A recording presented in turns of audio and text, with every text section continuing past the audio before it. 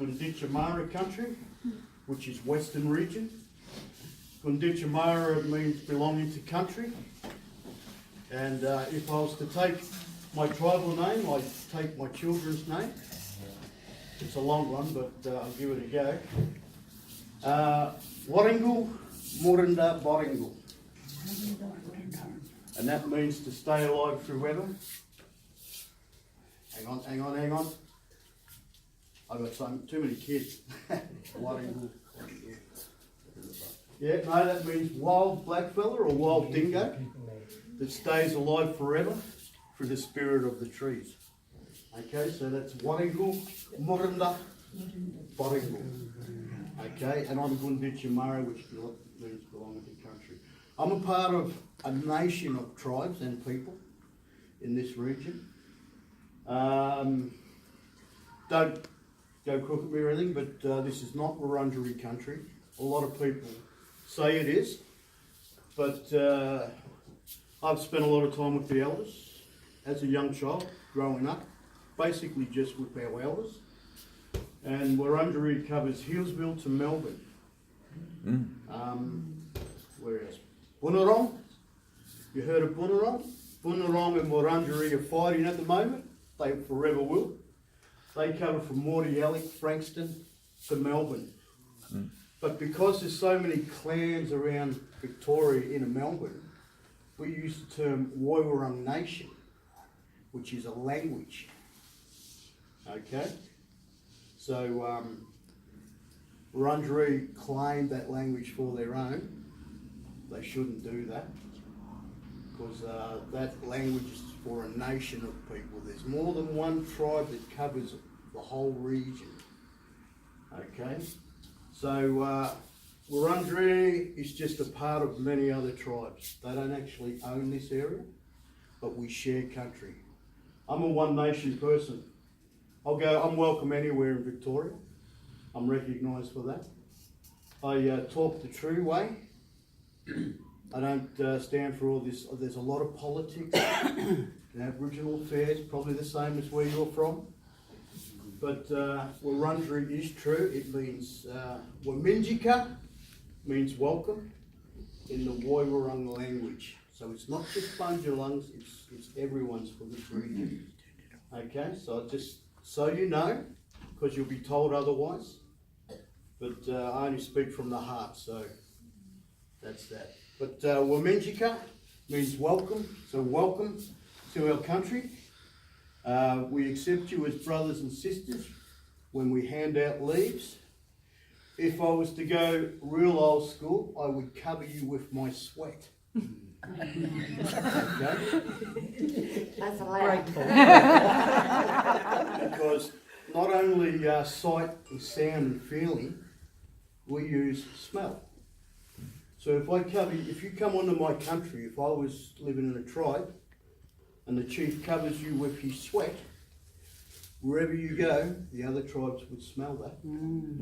So they would know that you had been accepted by those people. So that's the old way.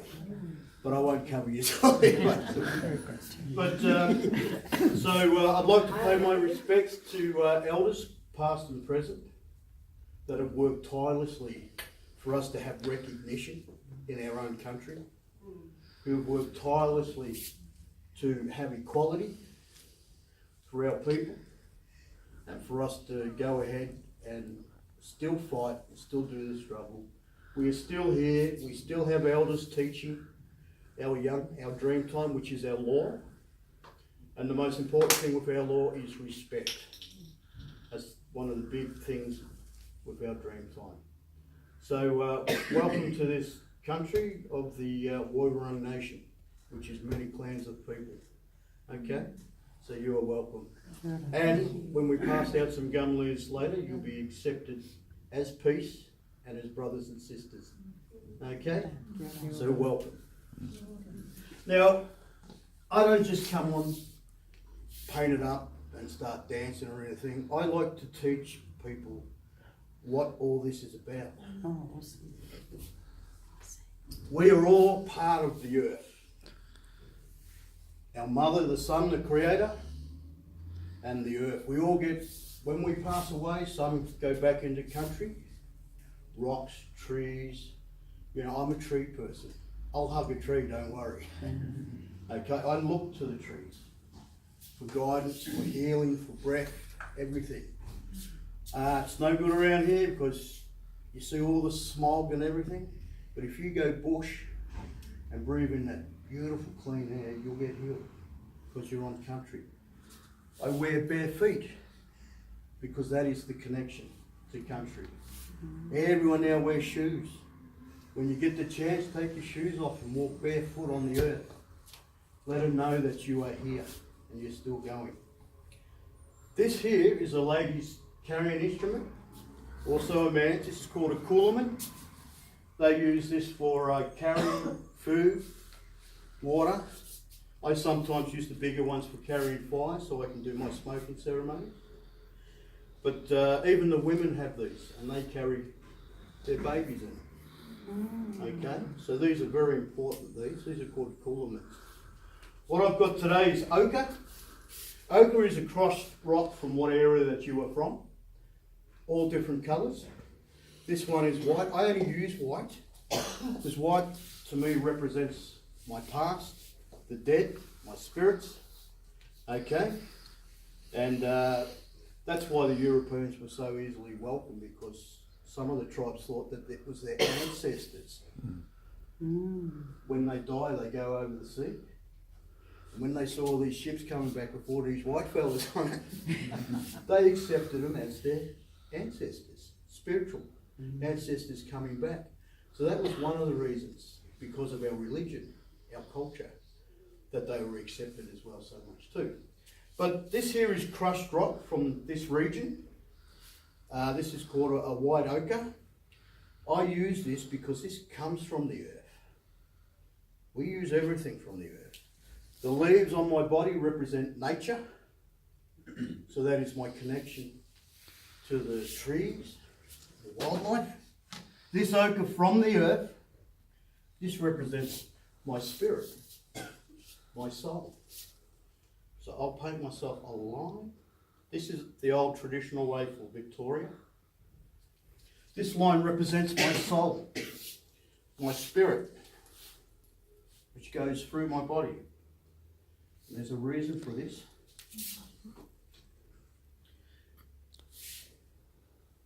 And when I put dots on, dots represent power. Okay? So the more dots I have, the more power I have. Thanks. Thanks, John. Now this also runs down my leg. This is still my soul. This is still my spirit. Okay, from the earth. So what I take from the earth, I give back. Sometimes I do funerals. Not many. But I explain that when I wash myself off after doing a ceremony, I'm washing my soul, my spirit and the earth back into country. So I'm a part of that, and it is recognised. Okay? So this is the reason why we ochre ourselves up with white clay, because it's a crushed rock from Mother Earth.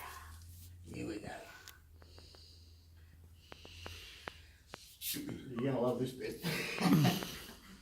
I also, other ways of painting, just don't flick anyone. Here you go, Silver. Brother boy's helping me here. Just all over my back, just not hard either, okay? I've had kids going, whack! We don't want to draw blood.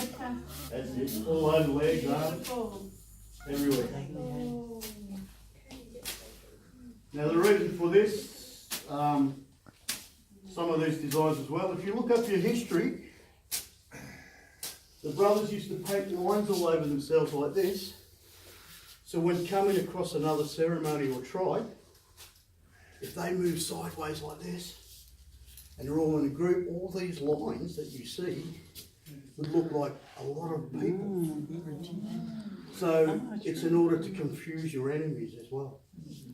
Okay, some have lines going sideways. That's to help us sneak up on people because it's hard to see the horizon line when you've got all these lines going across. So there's reasons for a lot of these things. All over, brother. Yeah. Give him the bash. I do it to my grandkids. So you should be used to it. I give them the pesh. Now this here, this represents the age. Okay, this represents the spirits, everything. Okay, usually it's thicker, I've got more there. Okay, so these are the reasons why we paint up. These are the reasons why we dance. Everything has to do with our culture, our country, trees, wind, everything. These feathers here are my ceremonial men's feathers. These are baby eagle feathers. Usually they're used for men's initiations. I carry these whenever I can, wherever I can. The belts represent a group. The feathers and beads and bones and shells that you see on a belt represent the area that you were from. So if we were from your way, Wiradjuri, there'd be a different coloured feather on it from that type of bird in that area. Because we have totems. Mine is Bunjil the eagle. For me, he's the creator of life. I pay my respects to Bunjil, and I do that through a dance as well. When we do dancing, we tell stories. That's how we tell stories. We never wrote. We had markings on sticks, like message sticks. Rocks. Rocks were very important to us. We had markings on rocks. We're a very ancient people. A lot of our things that they've found here, they've found in different countries. But Australia is based on lies, and the people here are in denial. There's no recognition for how old we really are.